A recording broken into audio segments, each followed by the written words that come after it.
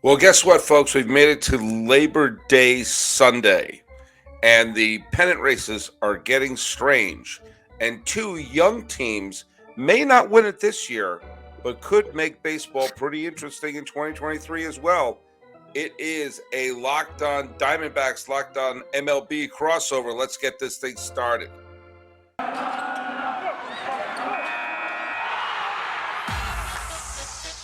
You are Locked On MLB, your daily MLB podcast. Part of the Locked On Podcast Network, your team every day. Hello, baseball fans, and welcome to Locked On MLB, part of the Locked On Podcast Network, where it's your team every day. This is the podcast. We talk about all Major League Baseball all year round. I'm your host, Paul Francis Sullivan. Hey, look at my lower third there. It just says Sully. Feel free to call me that. I am an Emmy-nominated television producer who now speaks with a high-pitched voice. I've written for magazines and directed film projects and been a comedian and a performer and been a baseball podcaster for well over a decade. I'm sharing the screen as I do once a week, every week with this jabroni right over here. Introduce yourself to the masses. Yeah, Millard Thomas, philanthropist, historian, and just great looking guy. Follow me on Twitter at CreatorThomas24 or on my podcast show account as well on Twitter. Just look up Locked On Diamondbacks. And of course, we're on YouTube, Locked On Diamondbacks on there as well. You are the beefcake of the show. Speaking of beefcake, my back is hurting me. So this may be an opener situation for me. This may be an opener. Follow us at Locked On MLB Pods for both Twitter and Instagram. I'm your pal Sully. I'm at Sully Baseball on Twitter. Sully Baseball Podcast on Instagram. So we're actually, pulling back the curtains. We're recording this on Sunday afternoon, one of these times where we could actually both get together. The games are still going on, and we talked way too much about the Yankees for the last few days, so this is not going to be Yankee-centric. I will say just these two quick things. Judge has already homered. In fact, he homered on the second pitch of the game.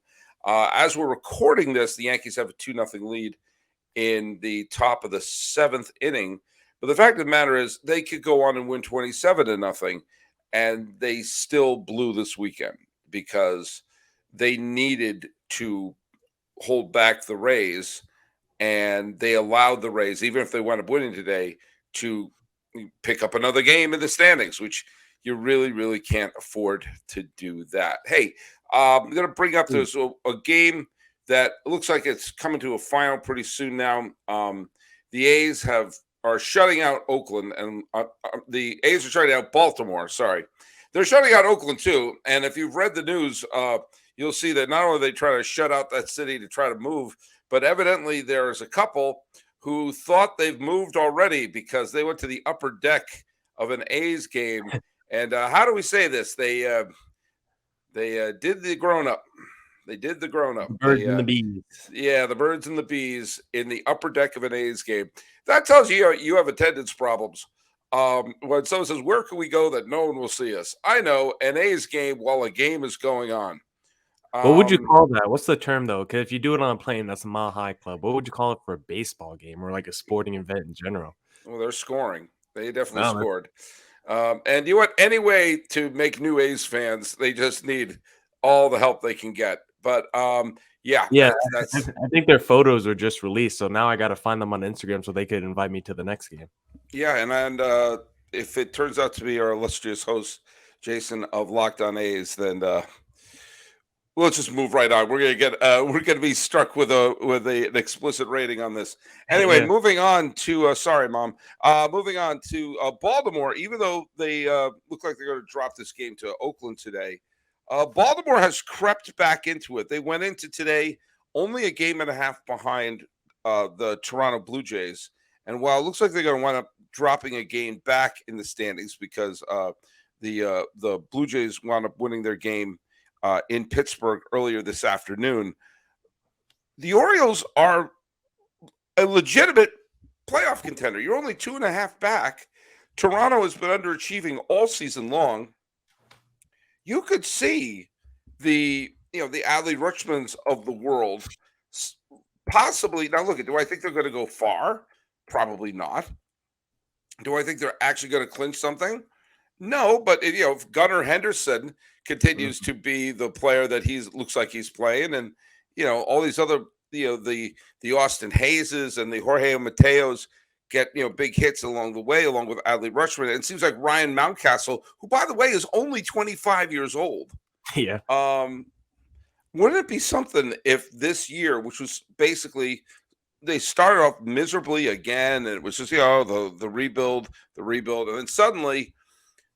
Look, I have nothing against the good people of Toronto, but I would think it would be so much fun to see this Baltimore team, even if it's playing in the wild card round and dropping 2 games, to give this young squad a taste of something great. And even if they don't make it, playing this September is only going to get Baltimore fans excited for the future.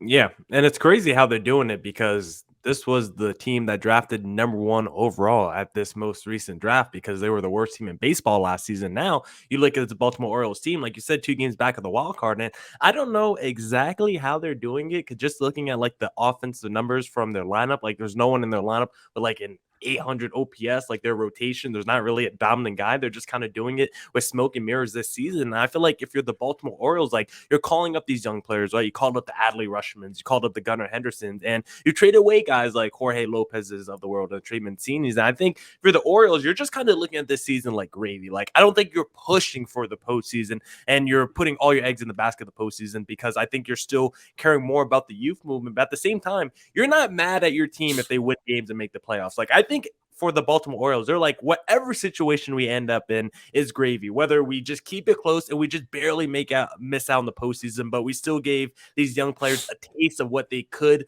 be, a taste of what their potential could be. Maybe they just improve, in some areas over the offseason, get some internal development, and then come back next season ready for the playoffs. Or maybe they do make the postseason this year, and then they're just a year early, and then they get to take those playoff lumps, basically a season early. So I think for the Orioles, like basically any situation they end up in is a win-win because either you just miss out on the postseason and still get great experience, or you actually make the postseason and you might not go far, but at least all those young guys get a taste of what it means to be in the playoffs. Because guess what? If Adley Rutschman makes the postseason this year, then he'll already have as many playoff appearances as our guy Mike Trout. Boom. God, you can't wait to just sneak in a jab at him. I just gotta get it in. I gotta get it in. Well, let me tell you something. I like going back here. We go back to this month. We go back to that month. Let's go back to July 15th, okay? The middle of July, okay? At that point, there was a team that was 12 games under 500 and really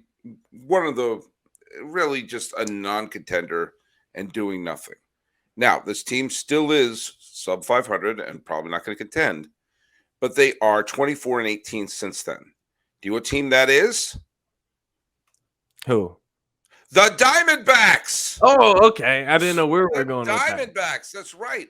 And the Diamondbacks have brought up a bunch of young players, and guess what? They have not been pushovers for the last month and a half. They've been winning games. They've been beating teams they're not supposed to be beating. They've been winning some games with an incredibly young roster. A whole slew of rookies seems to have come up. And look, they've not come screaming back to playoff contention yet. But the people who in the past, and we'll get to the concept of circling the calendar, the people who in the past would sort of say, hey, look at the D-backs, mark them on the calendar. They stink. I'm sure the Phillies thought that. They dropped 2 out of 3 of them. I'm sure the Brewers thought that. They dropped the first 2 games to Milwaukee. I'm sure, since they were swept by St. Louis, they've played very well. Thank you very much. Yeah, they've had a couple of tomato can teams, like Kansas City, but the White Sox are in contention. Yeah. And they smacked them around. And it's not just that and with a bunch of these games, it's not just that they're, winning, they're sneaking away. The White Sox are fighting for their playoff lives. They beat them 7-2 and 10-5. The Phillies are fighting for their playoff lives. They beat them 13-7 and 12-3. Yeah, they also lost 18-2, but still the series had won at that point. They shut out the Brewers 5-0. They beat, and then they sneaked by Lauer 2-1 the other day. They're winning games, and they're doing it. Talk to us a little bit about some of the young players on this team who are contributing better than I think anyone would have predicted at this point. Yeah, they should have won the third game against the Brewers as well, but their bullpen blew it. We're recording this before Sunday's game, the game 4 against the Brewers. Zach Gallen on the mound because, I'm going to make a prediction before the game. I'm going to say the D-backs going to win because Zach Gallen, he's a big reason for this D-backs second half where the D-backs are 23-17 in the second half of the season, better than teams like the New York Yankees, better than teams like the San Diego Padres. The D-backs have been a legit second half team. One of those big reasons is a guy I just mentioned, Zach Gallen, who currently has a 34-inning pitch scoreless streak, I believe, second longest in D-backs franchise history. I believe the record is 42 by Brandon Webb, so he is creeping closer to that. So you got Gallen, who looks like a Cy Young candidate. You also have another potential Cy Young candidate in Merrill Kelly, who might be the most underrated pitcher in baseball currently. So you got a legit frontline rotation with those two. Zach Davies has been quietly really good in the second half and pretty much all of the season. So the D-backs basically have 3 solid rotation members with Tommy Henry, who's been fine. And then you look at the lineup, like Ketel Marte has really struggled this season, but the ancillary pieces around Ketel Marte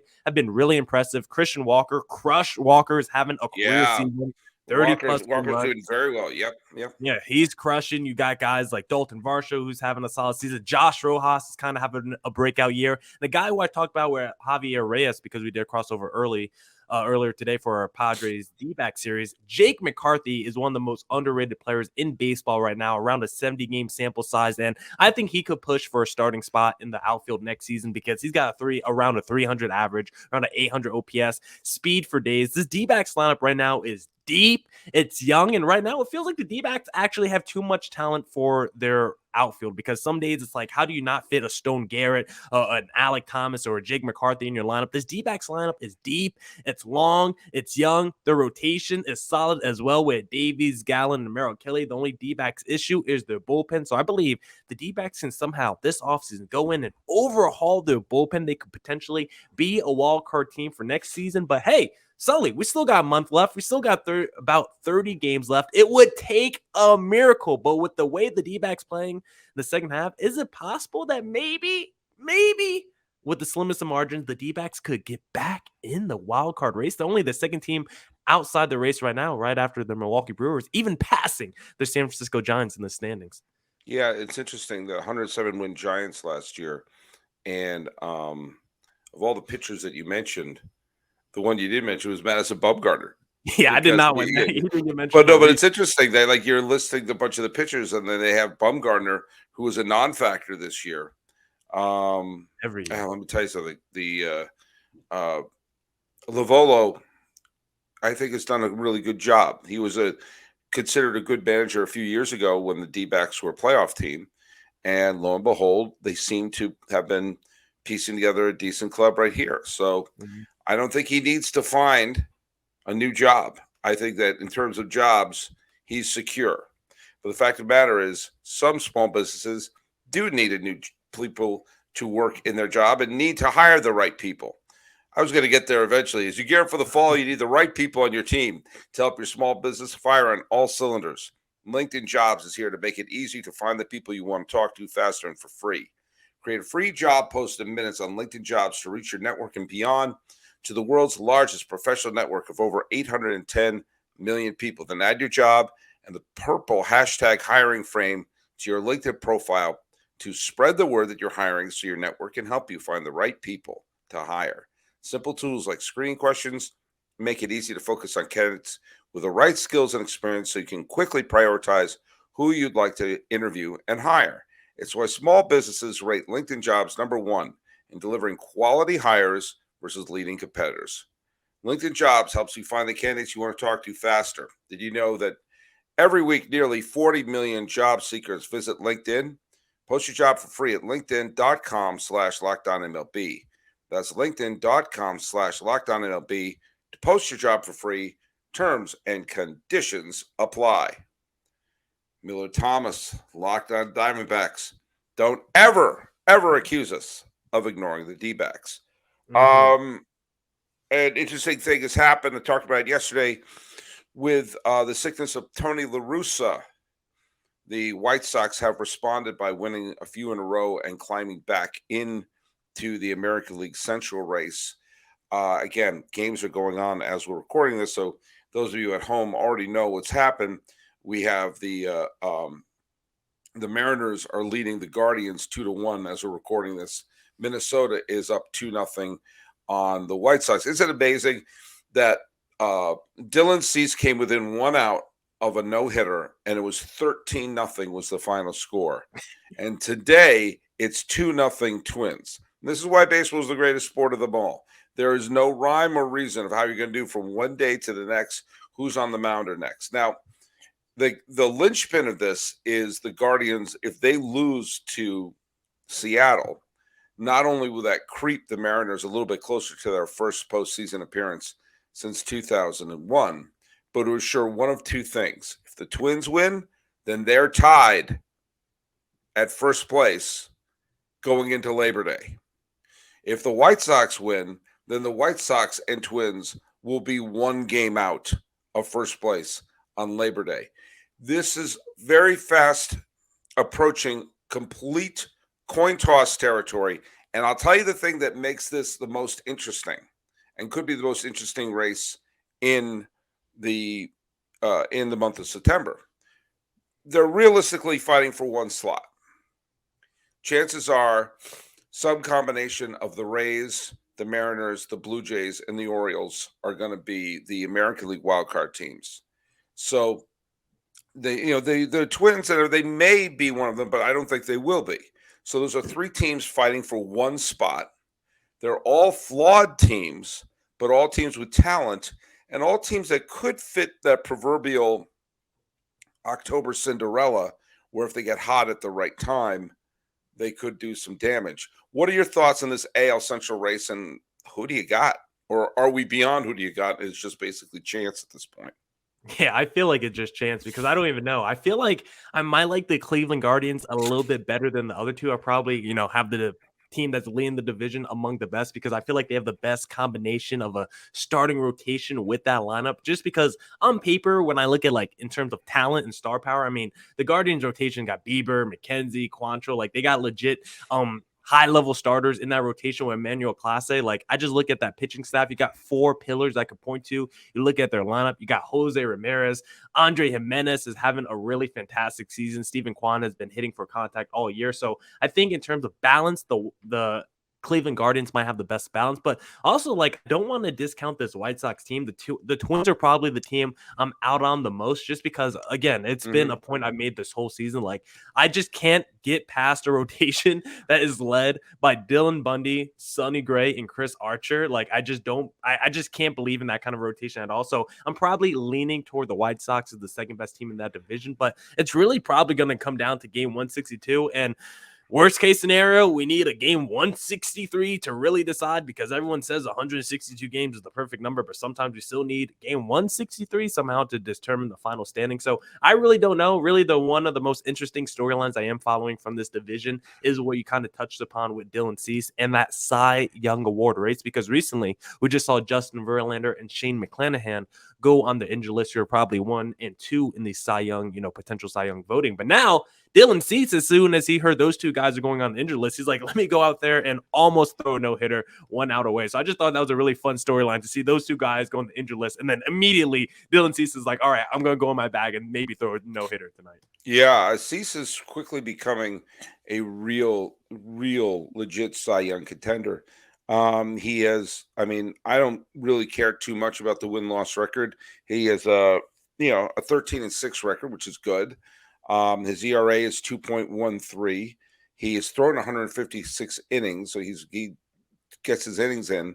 He has struck out 197 batters in those 156 innings, so it's more than a strikeout per inning. He has only 64 walks, so he's got a great strikeout to walk ratio. His whip is 1.077, 6 hits per 9 innings. That's pretty dang good. So you start him in a series. Johnny Cueto has pitched really well recently. Remember, everybody could have had Johnny Cueto if they wanted him. He's had a good year with Chicago. He's pitched very, very well recently down the stretch. Lance Lynn pitched okay a couple of days ago. He's been up and down. Man, Mhm. the linchpin of this rotation, if Lucas Giolito could have ever reached down and be the pitcher that everyone thought he was going to be, then this would have been then this would be the team to beat. Yeah. Cleveland's bats have been cold recently, but I don't think of that as an alarming nosedive like what's happening with the Yankees. I think that there's just a little bit of a slump. I also think Cleveland's going to win, but it would not stun me, especially, I hate to say it, with La Russa gone and Miguel Cairo managing the team in La Russa's absence. Better vibes. I think there's better vibes in the clubhouse, and you're seeing they're coming up with wins. Yeah, it is funny to see, but another like spiritual leader linchpin for that White Sox team is the guy we talked about before who's injured right now, Tim Anderson. That team is just always way better when Tim Anderson's on the field. Okay, Right. I know you're struggling over there, Sully, but Tim I'm there. Anderson, I'm good. I'm good. I know Tim Anderson. It's just like as their spiritual, emotional, like energy type guy. Like whenever he's in that lineup, he just seems to inspire something from his teammates that most other MLB players don't have. Like Tim Anderson has that infectious energy, like that Mookie Betts type energy that just just goes over to all their teammates and empowers them to play well as well. So I like Tim Anderson a lot. It sucks that he's hurt right now. The White Sox always play better when he's there, but I do like this White team as maybe their second best team in that division, and maybe with Tony La Russa out, like you said, it could lead to a boon in their wins, potentially a boost in their wins, because on paper, I mean, you could make the argument this is still the most talented team in the division. I mean, I talked about the talent of the Cleveland Guardians, but you could definitely make an argument for the White Sox being the most talented team on paper, even though they have a negative like 24 run differential entering Sunday's game. All right. You can probably tell my back is spasming, but you know what? I'm going to go all nine. We Okay. are, one thing that happens when you look at the going down the stretch, you hear people say this all the time. This team has the easiest schedule. This team has the hardest schedule. And I understand why people do that. You want to have a sense of, if you're going to be playing some of the bottom feeders, you think you're going to have a better record. There's a couple of things you have to keep in mind. That other team that's being circled is looking at this as a chance for them to say, not in my backyard, or maybe not even in their own backyard. If anyone would have circled a game as a can't miss game, it would have been the Mets throwing Max Scherzer versus Washington throwing Patrick Corbin. That was the biggest guarantee. If you went to BetOnline, you would liquidate your house and put it all on that for the Mets to win that game. And the Mets lost. Now, partly because Scherzer had to leave for precautionary reasons on an injury. If Scherzer's hurt, then all of a sudden make a parade route in St. Louis, in my opinion. But I digress. Okay. I digress. You're going to sprinkle that in there? Yeah, I'm going to throw that in there. But, right there, that's like, the Nationals came up big against the Mets in Citi Field. Anyone would look at that schedule would have said the Nationals are practically a minor league team at this point. You got to remember that other team is a major league team that says, okay, this could be our last chance to do something. If you're a lousy team and you have the Tigers or the Rockies coming up, or you have the Mets or the Dodgers coming up, which one do you think you're going to get more up for? Which one are you going to get? Which one is going to be the statement game? Or the one going, okay, well, we didn't win, but you don't have to win either. And another thing that drives me crazy is like some people were trying to show how the Yankees may have an advantage over the Rays because the Rays are playing more winning teams down the stretch. Well, the Yankees can't seem to beat anybody. But also, those teams playing the Rays, they're also playing a winning team. The Rays, for them, it's always like, oh, they're playing a team with a winning record. Well, so are they.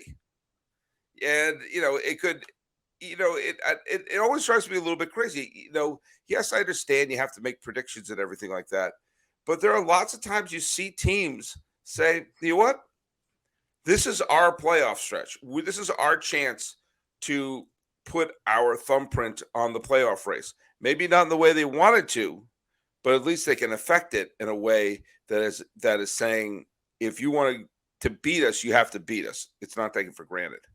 Yeah, and I actually did like a pod about this a couple of weeks ago about how like the road to the playoffs kind of goes through Arizona, because just looking at their upcoming schedule, like a couple of weeks ago at that point, like the upcoming teams that the D-backs were going to play were teams like the White Sox, who we just played, Philadelphia Phillies, the Padres twice, the Brewers twice. Like it was all teams thick in the playoff race, thick in the wild card standings, teams that you would consider more desperate than the D-backs. But my overall point was like, if the D-backs want to, taste what it's like to be in the playoff race and to beat teams that are more desperate, like the D-backs have a great chance to play spoiler in the second half, just build some momentum, build some positive momentum for 2023. And that's what the D-backs have been able to do in the second half. They've been a huge spoiler team. Like if the White Sox miss out on the postseason, like they could look at that series where they got swept by the Arizona Diamondbacks as the reason why they didn't make it. If the Brewers somehow get hot and make the postseason, then maybe the Phillies look at that series against the D-backs and say, hey, if we don't lose 2 out of 3 against the D-backs, then maybe we're in the postseason race as well. And God forbid if the San Diego Padres somehow have some sort of meltdown, collapse, and the D-backs sneak in,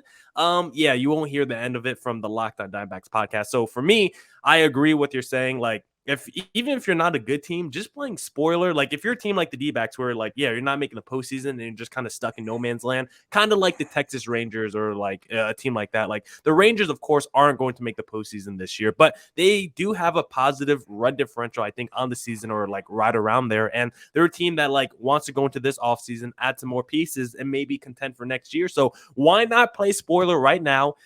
Add some wins to your resume, build a little positive momentum, build a winning culture, and then go into the offseason, retool the team a little bit, and then maybe you can make a run next season. So for teams like the D-backs and Rangers, I love the idea of playing spoiler and actually trying to win games at the end of the season instead of trying to tank for a top 5 pick in the draft or whatever. And this has been your TED Talk. No, I totally agree with you. I totally agree with you. And as we were saying in segment 2, that, or maybe segment 1, we were saying that for teams like Baltimore, this would be a chance, even if they don't make the playoffs, to, kind of prime the pump. I mean, I remember when the Royals had a winning season for the first time in God knows how many years in 2013. They didn't win the division. They didn't make the wild card game, but it was an important first step for the Moustakases and the Perezes and the Gordons and the Alcides Escobars and all the people who were on that team to play in a winning situation. And by the time, the next year came around, they had the back-to-back trips to the World Series, winning it all in 2015. But I fervently believe having that first year where, we don't suck this year. We're actually a team with a winning record. You can throw all the stats of the world at me. That had to have played a factor in down the stretch of, okay, maybe we will. And they didn't. Detroit wound up winning the division, but giving them a taste of here's what it feels like to not be terrible down the stretch, I think lay down the foundation to back-to-back pennants. And maybe for Baltimore, the time to come, if not this year, it'll probably be next year.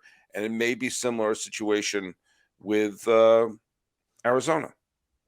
Yeah, hopefully. I think the D-backs, I love the idea of the D-backs and Orioles being the worst 2 teams, being the number 1, number 2 pick in this most recent draft. Now you look at the Orioles of potentially making the wild card round, the D-backs not making the wild card, but at least, potentially getting within 5 games, just making a conversation. Like you said, when we talked about that podcast a couple months ago, like at what point in the summer can you just wake up every day, look at the standings and be like, you know what, we're in the race and we're not in the race, point if you're in the race, no points if you're not in the race. And for the D-backs, they might not be getting points because they're not technically, I guess, in the race, but at least they're make me just look at the standings every day and just maybe convince myself that something could be possible. Just give me a little glimmer of hope at this point in the season, because last year at this point of the year, I mean, September rolled around. Like I was out. I conceded the D-back season by, the middle of May, but now it's September. I thought I was conceding the season around the All-Star break, but somehow they were able to get that rope and pull me right back in slowly. So now I'm fully locked in and invested in D-backs games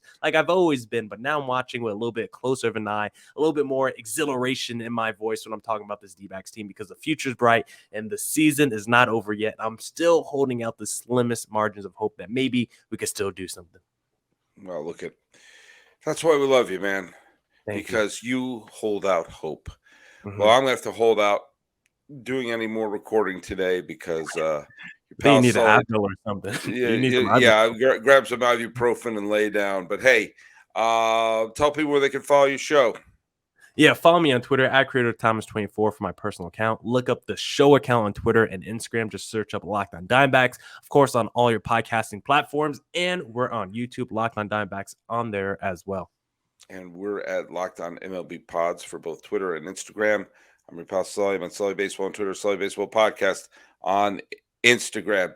Well, I managed to go all 9 innings. We talked about all sorts of things. We're going to see how this week unfolds because guess what? We've passed Labor Day, and that means we know we're in the home stretch. This has been Locked On MLB, recording the 4th day of September, 2022. That's Millard Thomas. I'm Sully. Let's fist pump, and I got to grab me some ibuprofen.